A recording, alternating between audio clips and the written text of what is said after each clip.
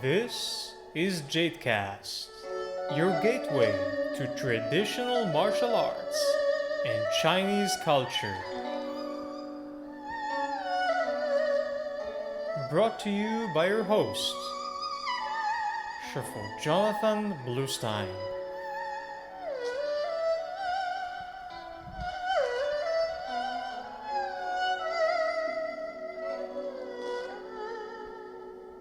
Hello, everybody, and welcome back to the podcast. Today I'm going to discuss a topic which is of interest to many people around the world. What are some forbidden or possibly even dangerous states of practice for those who engage with Zhuang and Qigong? This is relevant to quite a lot of people who are into traditional Chinese martial arts, the internal arts in particular, and Qigong practitioners.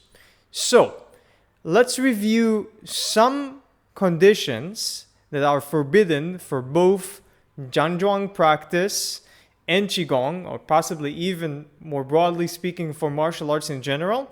And then I will be a little bit more specific about Qigong because there are unique conditions with which you might not want to practice Qigong, but it's still alright to practice other things. Okay, so let's begin. First is just a no-brainer. Do not train when you're drunk or under the influence of mind-altering substances. So any type of training while you're drunk, any type of physical practice can be hazardous and is really not health-promoting in any way. And if you drink alcohol, and I'm talking about more than a sip, or if you take any mind-altering substances, and I'm not being judgmental here, right? You, as an adult, you're free to choose. However, if you choose to do that and practice Zhuang or Qigong at the same time, well, there might be some undesirable consequences. And the reason is simple. When we practice Zhuang or Qigong, what do we do there? We open our internal psychology, right? We delve into our subconscious at one level or another, depending on how skilled you are at the practice. So you don't want to get in touch with your subconscious mind while your mind is in a state of, say, disarray. It's for the same reason that one would not go do an ayahuasca ceremony and go play tennis or run a marathon. This is just not well advised.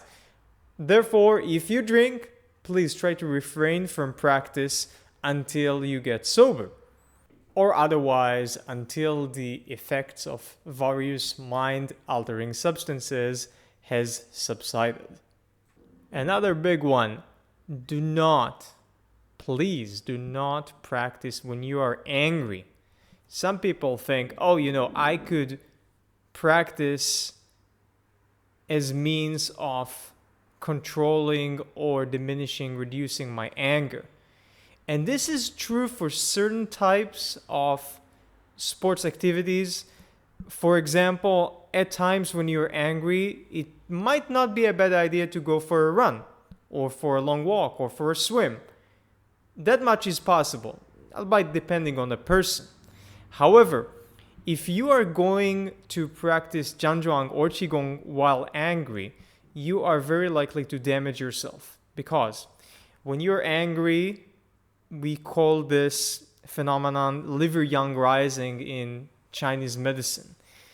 The liver is the organ which governs the smooth flow of qi in one's body, the smooth flow of the different energetic relationships. And if the liver is triggered for anger, which is the emotion of liver, and then you're going to try to sort of override the flow even more with either Zhuang or Qigong, and it doesn't even have to be directed. So even as a beginner, if you practice Zhuang or Qigong, you're going to do a certain overriding of the natural flow of qi in the body. And it's already overridden with the anger. Then this is going to cause issues. Trust me, this is ill-advised. All that anger has the liver getting agitated and wanting to express itself, its inner frustration. And you might end up actually with Zhuang or Qigong allowing the liver a smoother flow for that sort of angry expression, sort of giving a boost to that negative expression of the emotion of anger. And here it's worth noting that in the Chinese language and in Chinese medicine, anger is a neutral emotion of sorts, because anger can be directed onto and into positive and negative means. Anger can be thought more of as motivation. So how are we going to direct that motivation? We might be angry with someone in our life or someone who's no longer in our lives and transmute that anger into creativity and write a book. And this is the most excellent use of anger, oftentimes, not always. However, anger can also be negative. And once more, if you are going to infuse that anger while it's still bubbling with the practice of either Zhuang or Qigong, then you're in for trouble. Mentally and physically, this is going to have some bad consequences, trust me. Next up on the list, do not practice Zhuang or Qigong when you're too hungry. It's okay to be a little bit hungry, but if you're very hungry, then instead of focusing your mind on the practice, you're going to put your mind elsewhere, naturally. Also, you are lacking the resources to move your body and energy properly, and therefore, this is ill-advised. However, that being said, if you'd like to practice Zhuang or Qigong, based on my personal experiences and my teachings, I would advise you to finish your last meal at least an hour and a half before practice. At least. Preferably 2 hours if you can, but an hour and a half should suffice. Also, if you just finish practice and you're very hungry, do not eat immediately. Wait at least 10 minutes. Let the body settle down a little bit. Close the practice slowly. Regulate your breathing and return to a normal breathing state as you do in everyday life, and allow the body to return itself to a normal mode of function, because we are in an unusual sort of mode of function when we do Zhuang or Qigong, before you put anything in your mouth. Otherwise, the process of digestion, which begins with you chewing the food, is not going to be as efficient as it could be. The next rule is specifically for men. One should not ejaculate too much relative to one's own capacity when one is engaged with the practice of either Zhuang or Qigong, or actually martial arts in general. So here's the thing. We are all born with a certain chi capacity that we inherit from our parents, from our ancestors, some would say from other sources as well. The chi that we have when we are born is also called the pre-nature chi, or the pre-heaven chi. Is also called Jing. Jing is essence. In traditional Chinese medicine, the essence in our bodies is expressed in the brain, which is the sea of marrow or the sea of essence. It's expressed in the bone marrow. It's expressed in the bones themselves. It is stored by the kidneys. And in men, it is expressed through their semen and the regeneration of semen in their bodies. And in women, in their eggs. All right. So the trouble with essence or Jing, the pre-heaven chi, the inborn chi, is that it's a finite resource. There is a sort of a debate in traditional Chinese medicine and in internal martial arts and in the Qigong communities whether or not you can replenish Jing. But theoretically, if you could replenish Jing consistently, then maybe you could live forever, but nobody lives forever. So we know that our capacity to replenish Jing is limited, if it even exists. And women two of the ways in which they lose Jing is with their monthly periods, and also via childbirth, which is a very intense process which drains the energetic reserves of the body, as we all know. With men, the primary way in which we lose our Jing, especially in our younger years, is through ejaculation and the need to regenerate the sperm. Now, martial arts, and internal martial arts in particular, Zhuang and Qigong, are things which could be said to help us replenish Jing or even generate a little bit of new Jing, some believe, to a degree. However, they also naturally consume our Jing, because any physical activity, especially a strenuous one, if we're talking about martial arts here specifically, consumes a little bit of Jing every time. This is just a part of life, right? If we want to express our humanity, we want to become stronger, we want to become better versions of ourselves, we need effort, and that effort uses up the energetic stores that we have inherited until we gradually get more and more tired, and we get older and we die. And that's how that process goes. But if we, as men specifically, if we ejaculate too much, again, relative to our natural capacity, and more on that in a second, then we can accelerate the aging process via the excessive loss of Jing. Now, granted, some men have the capacity to ejaculate many times a day.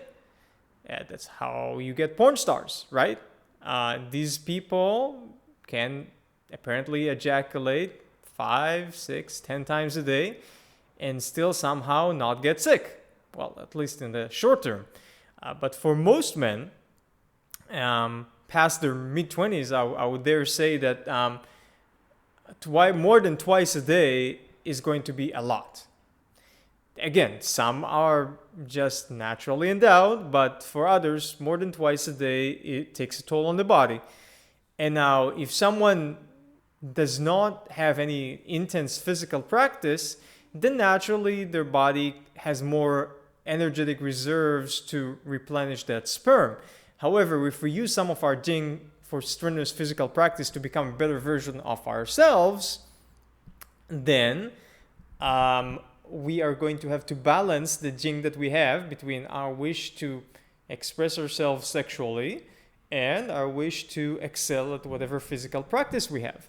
And therefore, it is advised that if you seriously engage in the practice of Zhang or Qigong, or both of them, and do so several times a week, that you do not ejaculate to excess, again, relative to your own capacity.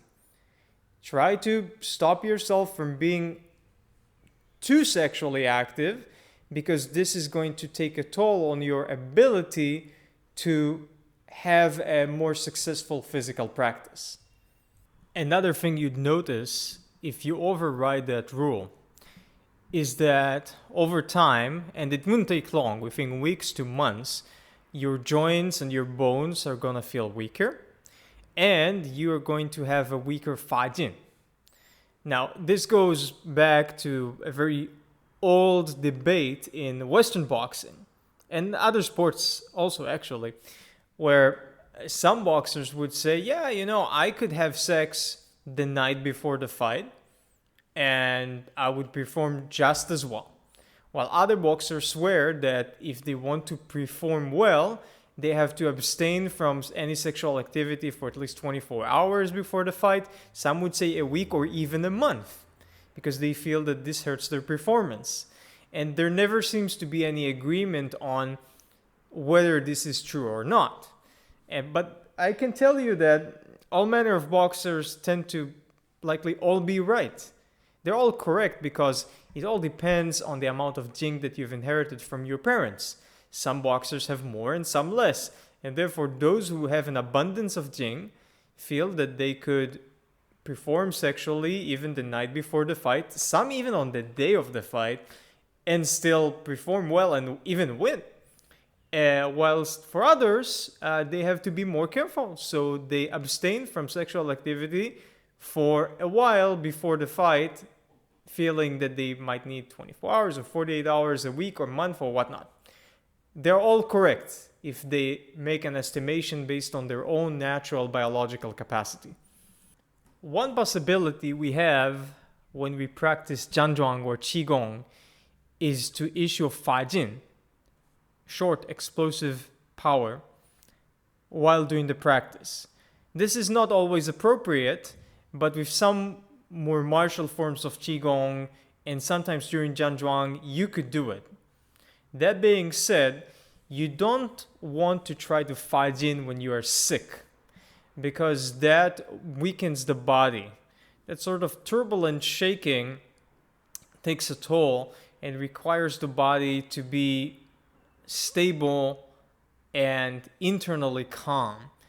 And in a disease state, we have to cultivate more softness and stillness in order to allow the natural defenses of the body to work against the illness. So it is advised that generally in martial arts practice, and specifically while practicing Zhuang and Qigong, to not issue Fajin when you are sick, even with a cold. Just wait. Just calm down for a little while. The body has to take it easy, recover, and then you'll be better later. The next rule is something that I take care for in martial arts practice when I teach.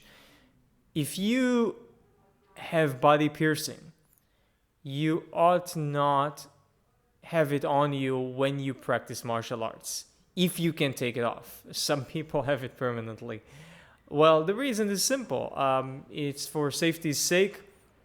The metal objects attached to the body can injure yourself when someone pulls or strikes or scrapes or whatnot. And it can injure your partner's or opponent's body. Well, maybe that's what you want, but in practice, this is a risky proposition. If you've ever seen what happens when in a grappling situation, one partner pulls on the other partner's ring accidentally, and the ring pulls the skin and the flesh along with it, that's a pretty nasty sight. Just as is when someone has an earring and that gets pulled. And this is, in my opinion, also true for Zhuang and Qigong, but for other reasons. In my personal opinion, when you practice something like Zhuang or Qigong, then you would like to be as close as possible to a state of ziran. So if the ground is not too cold, it is best to be barefoot on the grass or the earth. It is nice to practice Zhuang and Qigong in hours which are conducive to health. So not past, say, 10 p.m. Early mornings are best. These are all natural conditions that we set up in order to better the practice. And likewise, we would like our bodies to feel closer to their natural state, which is without any body piercings. It's fine if you like them. Just take them off for a few minutes, maybe 10, 20, 40 minutes, and put them back on later. To feel once more as you were before you had body piercings, before you had that personality or ego that drove you to have those things. Try to cultivate a connection with who you were before the world told you that you are someone. Specifically for Zhuang, I would say, if you have a debilitating condition with something like your knees, if the cartilage in your knees is just done for, it's gone for whatever reason. For instance, my father was special forces, so by the time he was 40 years old, he had no cartilage left in his knees. He gave that cartilage for his country. And therefore, he had to undergo a surgery where they took cartilage from his thigh and put it in his knees. And actually that operation was quite successful. And later he was capable of going back to his tennis practice, in which he's been active to this day for a few decades later. So there are potential solutions. But nonetheless, if you haven't gone through corrective surgery or something equivalent to that, Whilst you have absolutely no cartilage or almost no cartilage in your knees, then you ought to not practice Zhang. Same if you have a terrible pain in your knees or elsewhere, which is exacerbated by standing in one place for a long time. If it's a mild pain, then maybe it's something that which the Zhang can help you with, depending on what the Shifu tells you that they think relative to your condition and diagnosis. Someone has to see you face to face to determine. But if it's a serious pain, maybe you should reconsider. And oftentimes, moving practice like Qigong would better benefit people with pain as compared with Zhang. By the way, that is not to say that there's no movement in Zhang. There should be a lot of movement, even somewhat visible movement, albeit small. But nonetheless, what I meant by moving practice being better potentially for people with pain is practice where you move your legs a little bit more. Maybe you even take a step here and there. With regard to heart disease, so if the medical doctors or the Chinese medicine doctors, qualified professionals, have decided that a particular patient, the student to be, is a person who could engage in physical practice, then often a very cautious, slow, and gradual practice of Zhang under an expert can benefit such people with various types of heart disease, and it might be safer oftentimes as compared with various types of Qigong. Now, there are all sorts of caveats. For instance, there are certain types of Qigong which are designed for people with heart disease. But nonetheless, Zhang done correctly with slow progressive practice is actually a type of exercise which takes the load off the heart and teaches the person and his or her body to control the blood flow with less of a strain on the cardiovascular system. And therefore, and in this way, could be of benefit to people with heart disease. And of course, it could be in many other ways as well, but I won't get into that in this particular lecture. Now, granted, anybody who is seriously ill should refrain from the practice of intense Qigong, because not all types of Qigong are very soft and relaxed. Some martial types of Qigong, like various forms of hard Qigong, can be quite intense and are not a good fit for anybody who's ill, either with short-term illness, okay, like someone who's just caught a cold or has a flu, or for somebody who's chronically ill with something severe. Then I would not go for the more strenuous types of Qigong or the more strenuous types of Zhang, for instance, with one leg up in the air or with a very low stance. Now, what do you do if someone is morbidly obese?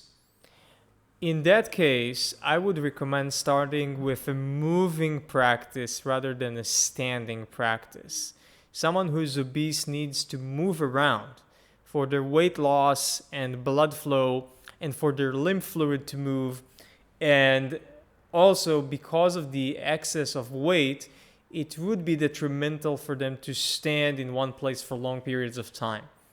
If they do choose to stand, I would say up to 5 minutes, but no more, until they've lost a substantial amount of weight.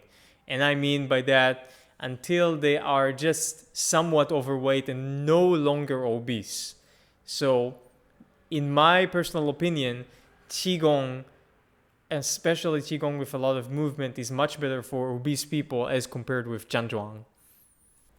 Now, if we were to compare men and women, then overall, with regard to Zhang, I would say they can practice equally. There shouldn't be a difference. However, with Qigong, one should be careful. If a woman is pregnant, then most types of Qigong are out of the question. Or if one infuses various forms of Qigong or Qi controlling methods such as Xiao Zhou Tian, Da Zhou Tian, or Xi Shui Gong, which are small celestial circuit, large celestial circuit, and bone mirror washing skill. Whether you do these things in Qigong or in Zhuang or other similar things, these can interfere with the energetics of the body, and typically they interfere in a good way. But who knows what's going to happen if someone is pregnant, and that's a risk you wouldn't typically not like to take, even for an expert. And there are also certain types of Qigong where a lot of people say women should not practice while on their period.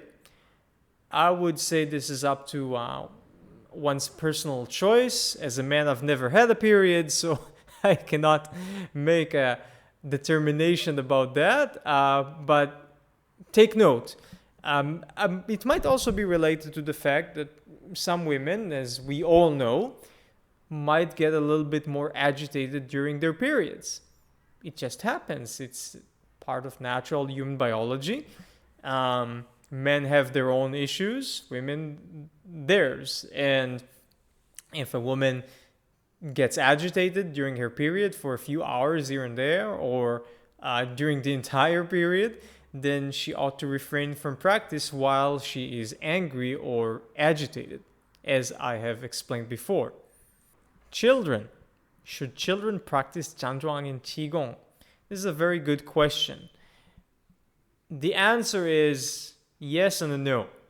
Children could practice Zhang and Qigong, but there could be some issues. First of all, we could not expect any child to be able to control their consciousness well enough to gain any substantial benefits. I'm talking health benefits from Zhang or Qigong.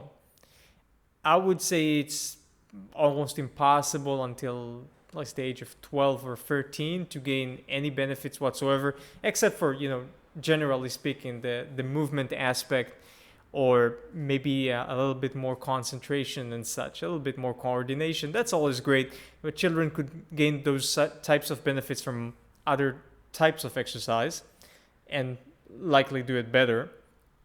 And it's usually not until the age of 18, if not later, that young adults are capable of actually directing their mind, their yi, their intention, in order to really derive serious benefit from the practice of either Zhang or Qigong.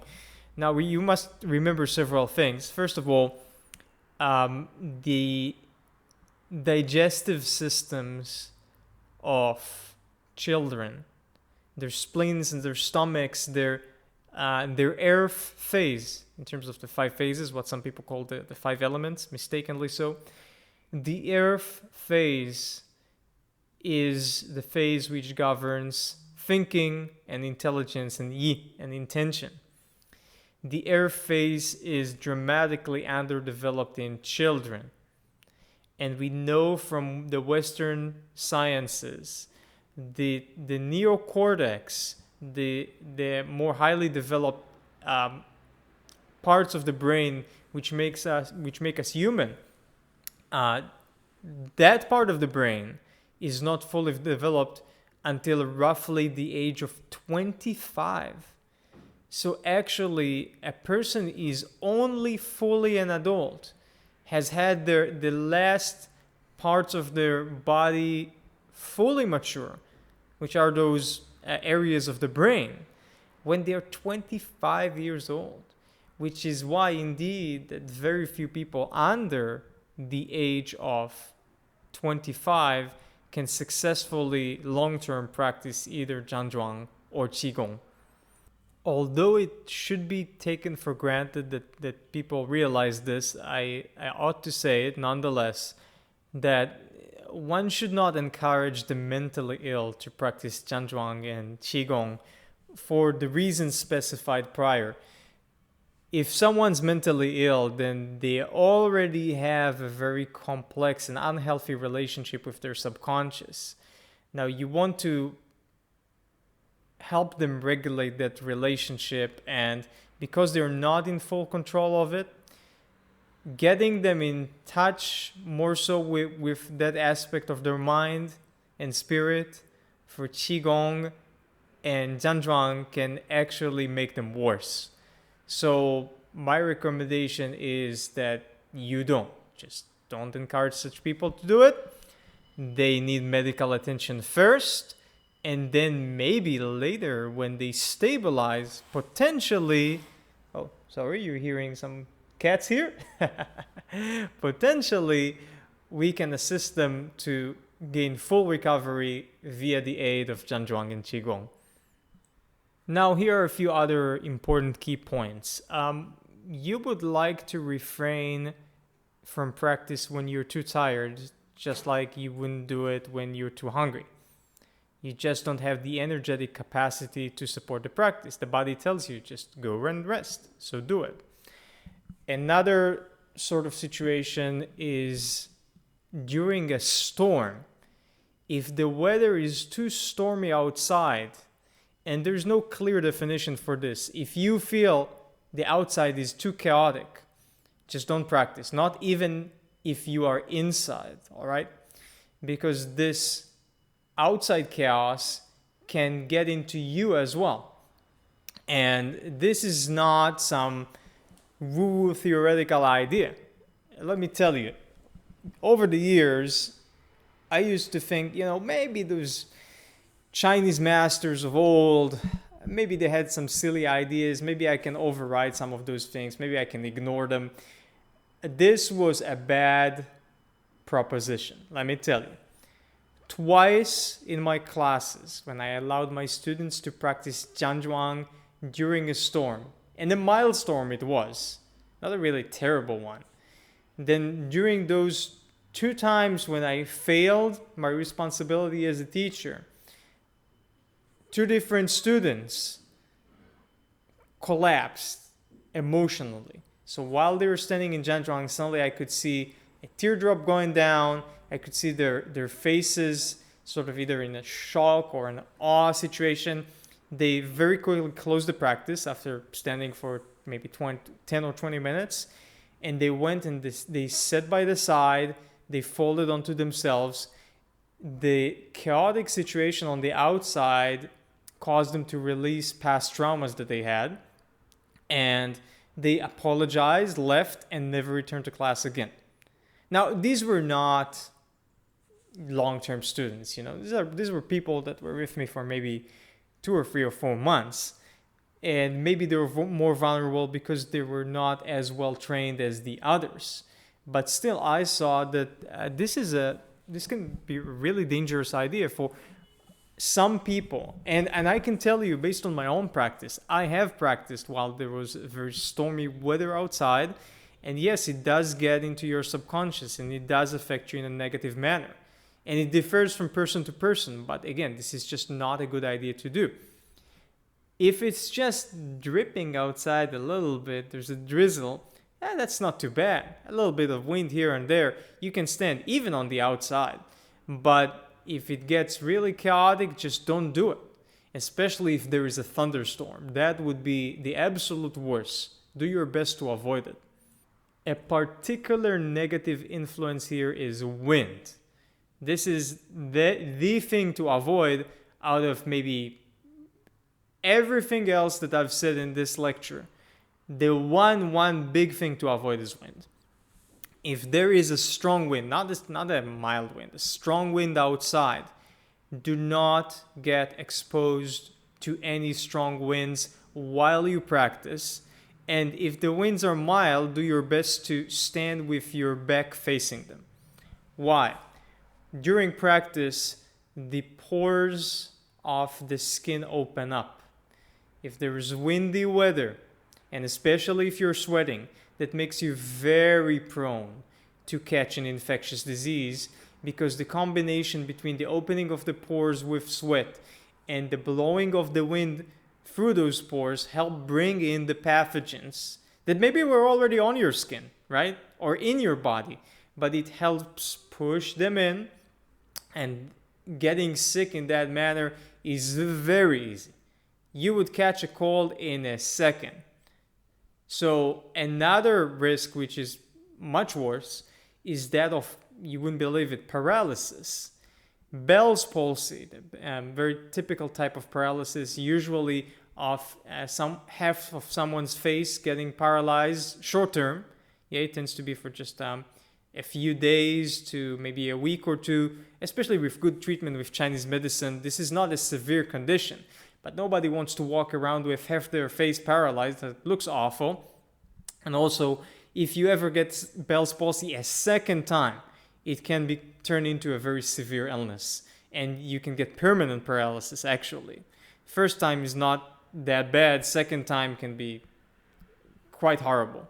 So to avoid a muscle or two getting paralyzed for a few hours, or full-blown Bell's palsy or another type of paralysis, do not practice in strong winds.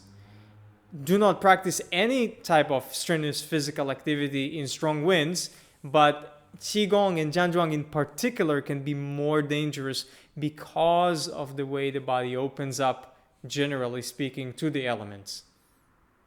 Given that I mentioned anger earlier, I guess some people would wonder, should I practice when I'm emotionally disturbed otherwise? Well, maybe I'm not mentally ill, but I'm thinking about my ex-girlfriend, or thinking about the finances at home or at work, whatever. The usual stuff. We're all human after all. Should I practice when I have these things in mind, when they trouble me? Maybe I even have some, a little bit of obsessive thoughts about them. Yes, actually you should. You should try. Because with these sorts of things, through the practice of Zhuang and Qigong, for correct practice, of course, and having a good teacher who follows up with you and your practice, then it is possible to do a sort of inner psychotherapy through the practice when you have such challenging emotional issues, whether they be small or large, short term, or something that's been haunting you for 20 years.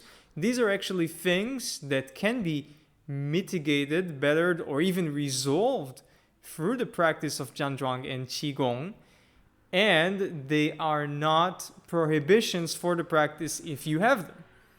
Now, it doesn't mean that they're going to be resolved automatically. You still have to focus yourself inwardly and know what to do in order to work on them for these types of practices, but they ought not prohibit you from the practices themselves. Now, last but not least, the final prohibition or advice that I would give you: do not practice without a teacher. I see quite a lot of people who are very eager to learn Zhuang or Qigong, and they go about and watch videos online and read books and attempt to practice on their own. While there can be slight benefit through this, in the long term, not only this is not beneficial, but it can also be harmful. You have to realize that the practice of Zhuang and Qigong are things which require a very precise long-term instruction. Depending on the type of thing you learn, some forms of Qigong can be learned well in as little as 6 months. Some others require maybe 2 or 3 years. The deep, serious practice of Zhuang is in fact something that can take people as long as 5 to 10 years of study.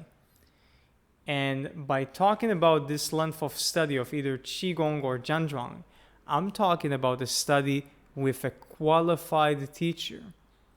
On your own, there is absolutely no chance, and there had never in history been a case of someone being able to come up with a successful practice.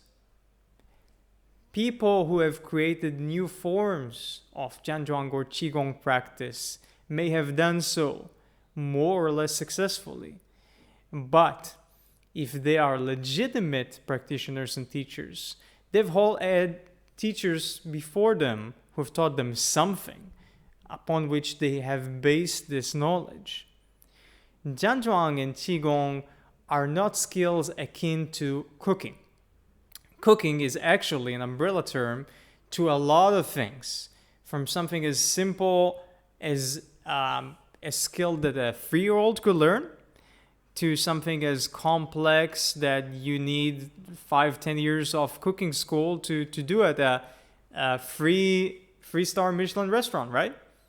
So cooking can be many things, and people tend to think, mistakenly so, of Zhuang and Qigong as they do of cooking. Oh, it's just another skill. I could look at a video. I could read a book. I could just get it. Well, not so. Cooking is a skill that you've been exposed to since you were born, right? You've always seen people cook. You've seen it in your home. You've seen relatives. You've seen friends. You've seen it maybe in school. You've seen it on television. You have read about it. And you've also been engaging with what comes out of it. And passing judgment, passing criticism, understanding its complexities, asking questions about it. Cooking is something you've actually been practicing directly or indirectly for your entire life, because you're human, and more so, it is something which is deep in your genetics and ancestry. We have been doing it for dozens of thousands of years at the least, if not hundreds of thousands of years. Martial arts, traditional martial arts, Zhuang, Qigong, these are not natural things to the human condition. These are very specialized, unusual skills that some of which were invented long ago, depending on the tradition and the system. So this is a very unusual thing to learn. One ought to think about Zhuang or Qigong as flying a plane, maybe just a small civilian aircraft, or maybe could be as complex as learning to fly a fighter jet, albeit quite different in terms of what is required, but could be as complex. And therefore, you cannot approach Zhuang and Qigong as you do cooking. It's not something to learn from a video or from a book. And what you might not realize if you're a novice, or as someone who has never had a mentor or a shifu, someone who's a real expert to teach them hands-on in a very specific way, is that if you are going to teach yourself, then your body alignment as well as the workings of your mind and your spirit are going to be affected in ways long term. If you're going to carry the practice for 2 or 3 or 5 or 10 years or longer, that could be quite detrimental if you don't know what you're doing. You might end up thinking that you are going through a health practice and doing more damage to yourself in the long term than good. Might feel right for the first few weeks, few months. Maybe over time, you would be deluding yourself, causing damage. And some people are as delusional as to have taught themselves from videos and books and then going about and teaching others and creating a lineage of mistakes. And this is quite harmful. And therefore, my suggestion, and the final one, would be avoid practice if you do not have a teacher to instruct you, preferably hands-on and not for video. All right? So, this is a summary of prohibitions for the practice of Zhuang and Qigong. Did you enjoy this lecture? Then by all means, tap that subscribe button. And you might want to take a look at my best-selling books, such as Research of Martial Arts, or The Martial Arts Teacher. You'd find links to these books and other ones which I have written and published in the video description below. Additionally, feel free to leave me some comments below with questions concerning Zhuang and Qigong, and I will do my best to answer them. Until next time, I wish you all a wonderful and prosperous practice.